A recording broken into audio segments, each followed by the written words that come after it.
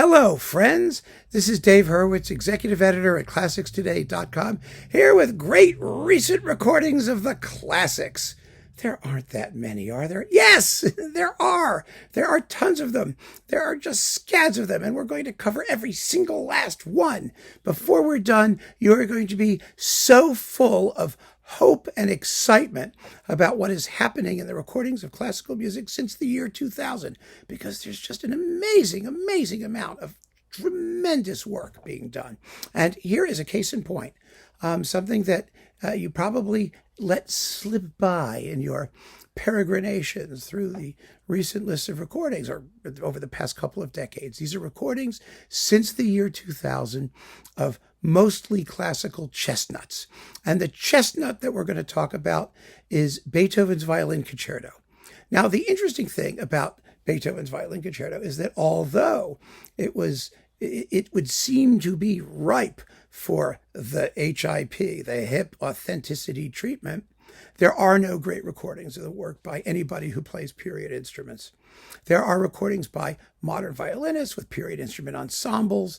There are mixed things. There have been experiments going back and forth trying, but it doesn't work.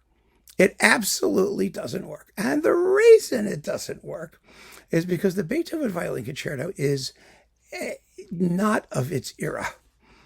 It wasn't considered to be of its era when he wrote it. In fact, it wasn't considered to be of its era until Joseph Joachim, got his paws on it in around the 1840s or 50s, and it entered the mainstream. Because when Beethoven wrote the Violin Concerto, he wrote it for a guy named Clement, Franz Clement, a violin named Clement, who, specialized in, as most virtuoso violinists did in those days, they wrote their own music, and they played their own music to show off their particular virtuoso skills. Clement supposedly, in the middle of Beethoven's Violin Concerto, or just before it or around it, played some sort of like sonata with the violin upside down like this, or, they did stunts. They were vaudeville performers, a lot of them, or similar to that. And Beethoven's Violin Concerto is so not a virtuoso violin piece. Of course, the cadenzas can be as, crazy as you want to make them. And Beethoven himself wrote a fairly crazy cadenza, as we may recall, for the piano version of his Violin Concerto.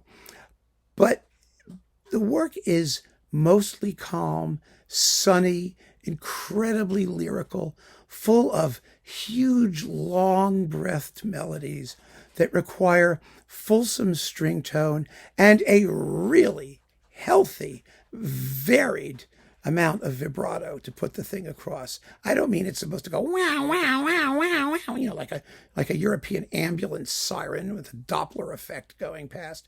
No. What I mean is tasteful but warm cantabile tone.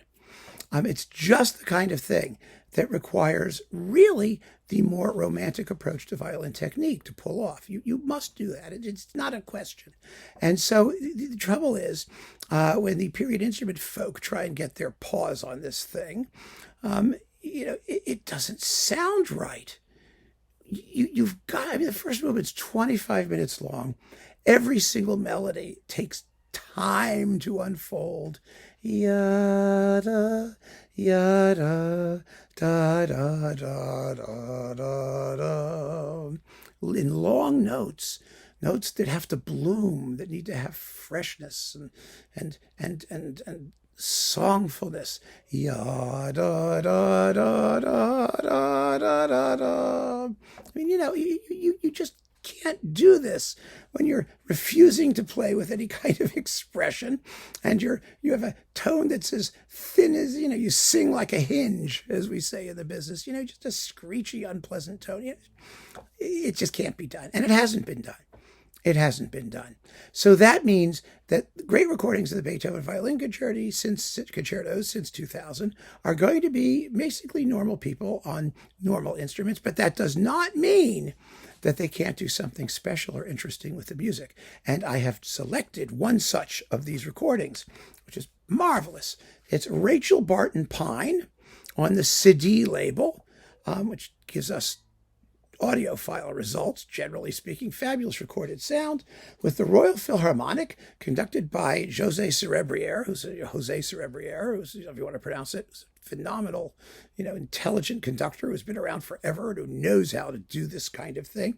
And the cool thing about this is that it's coupled, the Beethoven, to the world premiere recording of the Clement Concerto, Franz Clement's Concerto in D major, the same key as Beethoven's, written in about the same year, 1905, a year before Beethoven's, which is 1906. It's almost as big. It's almost as long. It's 40 minutes long. Beethoven's 44 minutes. And it gives you a wonderful, wonderful opportunity to hear some virtuoso violin music from the same period, by the person to whom the Beethoven Concerto was dedicated, in an absolutely lustrous performance.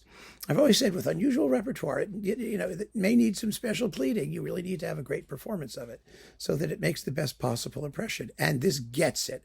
And, Barton Pine has been doing phenomenal work on Cedille and other labels with very interesting projects that showcase not just the music that she's playing, mostly superbly, but also something of the cultural context in which it was written musically.